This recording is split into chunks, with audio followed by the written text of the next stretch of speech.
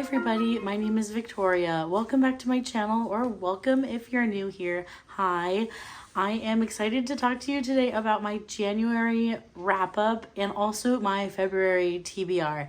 I did post a winter TBR video earlier this year, but I figured because that TBR video spans such a long period of time, I think I still want to at least let you know like what I'm currently reading every month after every wrap up. So I think that's gonna be how I try to structure my wrap ups going forward. So we'll see how I like it. But yeah, January was a good reading month for me. I finished 4 books, and that is honestly more than I finished in like any month in 2023. I was averaging more like 2 or 3 books a month in 2023. And so kicking it off with 4 books in January was a major improvement and made me feel very accomplished. So let's jump into it. And I just realized I don't have my copy of the first one, but that's okay. I'll put a picture. And so the first book that I finished in January was Joy in Christ's Presence by C.H. Spurgeon. And this was a book that I actually started back in November because I was reading this for Tiffany's read-along and also Dia and Christy's Purple Library. They were doing this read-along together. And I hope I'm not forgetting someone. Those were the names that came to the top of my head. So if I forgot someone, I apologize. But they did this read-along in November with that book. And I did start it at the time, but it was just a crazy season and I didn't end up finishing it. So I took my time. I finally finished it in January. And it was such a rewarding read. This is a book where Spurgeon takes Bible verses and different biblical texts, and he sort of just expounds upon them as a pastor would. He was a pastor, preacher of the Victorian era, and he has just some fantastic sermons, just gorgeous writing. He was a very talented writer. He comes to so many profound conclusions. Many of the passages were like deeply life-changing as well for me, or they would just speak into things that I'm currently going through in my life. And I just love the way that he puts perspective on things. He really had a gift for that, and like putting you in like the grand scheme of what it is to be in God's love and to be one of God's children. And it was just fantastic. I cannot recommend it highly enough if you're interested in that sort of thing. If you're a person who reads like Christian commentary, or if you're interested in Spurgeon as a person, he also had a very interesting life, and he struggled with depression, and he gained also just quite a big following when he was alive as a preacher. So yeah, totally worth the read. I loved it. It really just inspired me to treasure my relationship with God and in Christ. And this book is just about basking in his love. And it's just fantastic. So 5 stars, loved this book. Probably as far as like ranking it, I'm just going to tell you already, since we're starting with this book, it's my favorite book of the year so far. And yeah, I don't know. It's going to be hard to top it. Let's just say that. So it's definitely going to be up there in my end of the year rankings, I'm sure. And then next, I read something entirely different. I read Breaking Dawn by Stephanie Meyer. Actually, it was a reread. So I hadn't read this since it came out, and I read it probably as like a 19-year-old or something like that. And just had so much fun with rereading this series. And Breaking Dawn is really just almost everything that I want from the conclusion of the Twilight series. I have a little bit of a gripe with the ending, because I think in some ways it's a little anticlimactic in the end. I can't talk a lot about this book because I'd have to spoil a lot of things, but it has so many just wild out of control moments that had me like on the edge of my seat. Even though I know what happens in this book, I was still, just the way Stephanie Meyer writes it, she had a gift for hooking you, and just in a way that makes romantasy, that whole genre, just really fun. She really knows how to hook her readers and put them on the edge of their seat. It has so many just like jaw-dropping moments of like, she really went there.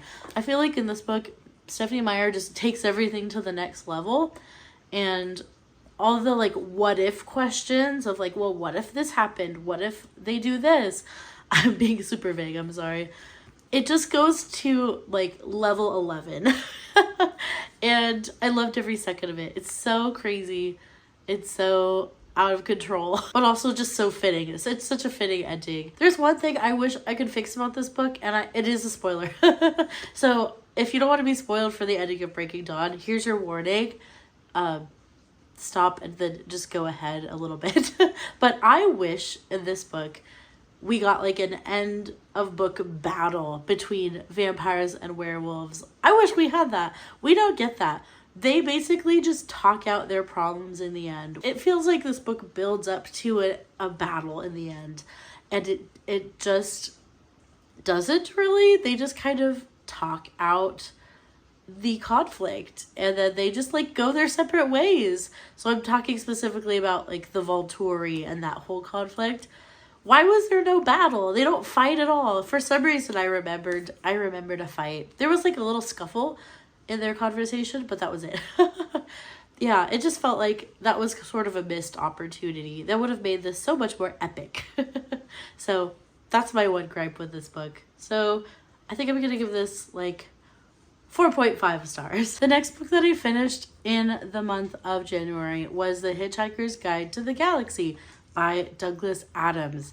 And this was a Patreon book for my own Patreon. I really loved the satirical humor of this book, and I kind of thought that I would. I'm a person who really likes things like Monty Python and Doctor Who, which are things that Douglas Adams actually had a hand in writing, like certain episodes of those things. So I knew that this was gonna be my kind of wacky, zany humor. It's incredibly British. So if you're familiar with British humor, and that's something that you enjoy, then this is going to be up your alley. I don't always love books that have a cynical edge to them, which this one does. It has some statements about the world and just the absurdity of the world, and some like the pointlessness of our existence. So it definitely centers around kind of some dark thoughts and dark topics, but the way that it's approached is absolutely lighthearted and is not intended to be taken seriously. And so I was having a little bit of a hard time at the end, because I was like, what is the purpose of this book? What is the author trying to say? And I think it's maybe a question that you shouldn't ask yourself too seriously about this, but he definitely is trying to say something. I don't think I agree with the things that he is saying. However, I really did enjoy my experience reading this book. It's so funny, and it's one of those types of humor where it just takes it to the next level. Like, it starts at level 1 ridiculous, and then it just builds upon that. And I really enjoyed it. I had a great time. This is a sci-fi novel, if you're not familiar, and we follow our character named Arthur Dent. He's our human main character who we meet on Earth, and then he is basically trying to save his house from being demolished. He's got these bulldozers out of his house, and they said that they notified him, but they put the notice like in the police station, in the basement, in a locked cabinet. And so they're like, well, there was a notice, and he obviously didn't see the notice. So he's trying to save his house from being bulldozed. And then another friend comes in, someone that he knows, and says, never mind about your house. Actually, the whole world is about to be destroyed. So come with me and I'll save you. So it goes from like one level to the next, and that's something this book does a lot. And our adventure goes on from there. So I just had such a good time reading this. yeah, I do want to continue in the series. I think there are 5 books in the series, which I've heard that they are not super awesome later in the series. However, I'm still gonna give it a try. I think it would be worth trying because I enjoyed this book very much. 4 stars for me. This is a 4-star book. Next up, I did a reread of The Fellowship of the Ring by J.R.R. Tolkien. So actually, I guess I reread 2 books, 2 out of the 4. So, oh well. It's a lot of rereading, but that's okay. I so enjoyed all of the things that I read. So The Fellowship of the Ring is for Tiffany's Patreon. She's starting off her Patreon book club year with a reread of the whole series. And actually we reread The Hobbit in December, and then we're continuing on through the series. So I'm currently on The Two Towers right now. One thing that always stands out to me about The Lord of the Rings and how it starts is just how much time Tolkien likes to spend setting up his worlds. And when I first read The Lord of the Rings, I kind of thought it was too much time and too much setup. And I was just like, let's just get on with the adventure. But now coming back to them, and this is, I think, my 3rd time with this book, I really just appreciate the groundedness we feel of the descriptions of the Shire and home. And we really get a sense of where home is and that hominess. Hominess? Is that a word? I don't know. It is now. And I really just like enjoyed that about The Fellowship. Still not a huge fan of Tom Bombadil. That whole section, yeah, luckily I was listening to the audiobook, so just letting it kind of wash over me, but I've never enjoyed the Tom Bombadil section, and I just feel like it's just a lot of setup to get to the main quest of the story, but it's still fun nonetheless. I do have a good time reading about Tom Bombadil. But I'm always just like, okay, let's go. Let's get on. Let's get on with it. Another one of my favorite things, and I guess this is sort of a spoiler, so spoiler-ish, but for The Fellowship of the Ring, I feel like Boromir's scene where he's trying to steal the ring from Frodo, and he's kind of going crazy. He has like his bout of madness. I really enjoyed reading that scene this time around, and I feel like in the movie they kind of gloss over it too fast. I enjoyed the book because you really get a lot of dialogue of Boromir. You get more of the justification and more of his thought process for why he thinks that the ring should not be destroyed and that Frodo should give him the ring. I really enjoyed reading that whole dialogue, and it goes so much deeper than it does in the movie, and I just really appreciated that this time around. And having a great time being back in Middle Earth. It's always just like hanging out with an old friend. I'm hopelessly biased when it comes to Lord of the Rings because I love it so much. So this is 5 stars. The whole series is 5 stars, just so you know. So those are the things that I read in the month of January. What's on deck? So let's start with the things that I'm currently reading. I am currently not too far yet, but I'm maybe like a quarter of the way through The Bullet Swallower by Elizabeth Gonzalez James. And this is my book of the month pick for January, and I was hoping to get it read before February started, but alas, here we are. I'm still working my way through this one. I'm really enjoying this one. It is so well written. This author has some really good writing chops. I'm really, really liking it. So this is a family saga book that goes back and forth between a character's great-grandfather and himself, and it revolves around the Mexican and Texan border. So it's all about this guy's lineage and the people that have come before him, and sort of like the curse that is around this family, and how like the choices of the great-grandfather, how those choices are kind of trickling down and affecting his great-grandson and affecting the whole family and how it functions and their like fortune in the world.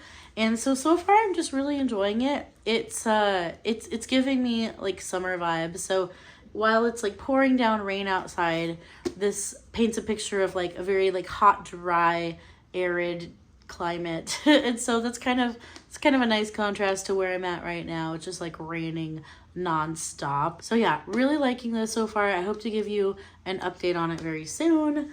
And I'm also reading Yumi and the Nightmare Painter. I started this, and I'm actually reading it on my Kindle, not this copy, because it's just easier to like lay in bed with a Kindle. So it's my Kindle read at the moment, and so far I'm really enjoying the setup, the world building. The world is very interesting, very colorful. I don't have a lot to update you on it because I don't feel like I'm even as far in this as I am in the Bullet Swallower. So I am just like getting to know the characters. We kind of have two main characters right now, and yeah, I'm not going to say too much more. I will give you an update about this when I finish it. So really liking that so far too, but I need to move forward. I need to move through it. Also, I am rereading The Way of Kings by Brandon Sanderson. I don't usually read two Brandon Sanderson books at once, but I feel like The Way of Kings is going to take me a while. I would love to knock this out in February, but we'll see. It might carry over to March. I'm just like balancing too many physical reads right now, so that's why I'm being so slow with this. But absolutely loving my time with Roshar and being back with my favorite characters, Shallan and Kaladin. Just loving it. And it's so interesting to come back to it after reading through Rhythm of War, because there are things that I'm like seeing here and there, and then like my memory is coming back to me, and I'm just like, oh, the series is so good. So currently reading The Way of Kings. I'm like 150 pages through it. I really need to move faster through this one as well. Okay. After that, actually, I'm also on audio right now, continuing with The Two Towers. So I know I did talk about that already, but I'm doing the Andy Serkis audio for The Two Towers, and it's going great. For my Patreon read for February, we're actually doing a manga, which is super exciting. We're going to do Attack on Titan. I haven't read a manga in a long time. This is by Hajime Isayama, and I've actually only read one manga series, and that's Fruits Basket, and this is very different than Fruits Basket. This is like horror action adventure. And so I'll just read you the little blurb on the back. It says, for the past century, what's left of mankind has hidden in a giant three-walled city, trapped in fear of the bizarre giant humanoids known as the Titans. Little is known about where they came from or why they are bent on consuming humankind, but the sudden appearance of an enormous Titan is about to change everything. So, that should be fun. I've been warned that there are some horror elements that are sort of gnarly in this. So I'm not too like sensitive with those things. So yeah, I'm excited to try it. Maybe find a new manga that I'm gonna continue with. That would be awesome. The next one I want to mention is The Long Loneliness by Dorothy Day. I'm actually a co-host of a read-along for this. We're reading this through the period of Lent, and Lent is we're starting this read from February 14th and continuing to March 24th, which will be our live show, I believe, on Christy's channel. So we're going to be talking about this book together. This is the autobiography of Dorothy Day, who was a Catholic social activist. And so I'm very interested to learn about her life. She sounds like she's just a really interesting lady. So that is on deck. And I just love autobiographies and biographies. I think I love autobiographies more because I just like to hear the voice of the person that I'm reading about. And then I have a couple other things that I'm contemplating for the We Love Jenny readathon. And if you are not aware, I feel like most of us are at this point, but if you are not aware, the wonderful booktuber Jennifer Brooks recently passed away very suddenly, very tragically, and we are definitely grieving as a community. And Christy and Tiffany have put on a read-along to commemorate Jennifer and her life, and just to remember her. And so I have a couple ideas for that. I think one of them, I would really like to move up this on my TBR. This is Daughter of the Forest by Juliet Marillier. And I didn't realize this until I was watching Kate Howe's January wrap-up, but this is one of Jennifer's like favorite books of all time. And so I think this would be wonderful to read at this time of the year. I was kind of saving this for maybe later in the year, but I've decided to bump it up. So I will be starting Daughter of the Forest, hopefully very soon. And also, I would like to read The Villa by Rachel Hawkins. I think I can get this on audio by my library. And so this is actually the group read for the We Love Jenny Readathon. So I thought that I would participate in that as well. And I'm gonna stop there because there are definitely other things on my mind to read, but I don't want to overload myself. But I definitely think I have my work cut out for me. So that is it for now. What are you currently reading? And did you read any good books in January? I would love to know. Thank you so much for watching my video today. I post videos every Saturday, hopefully. That's sort of my goal, is to post videos every Saturday. I appreciate you spending some time with me today and watching. And keep reading great books. And until next time, bye-bye.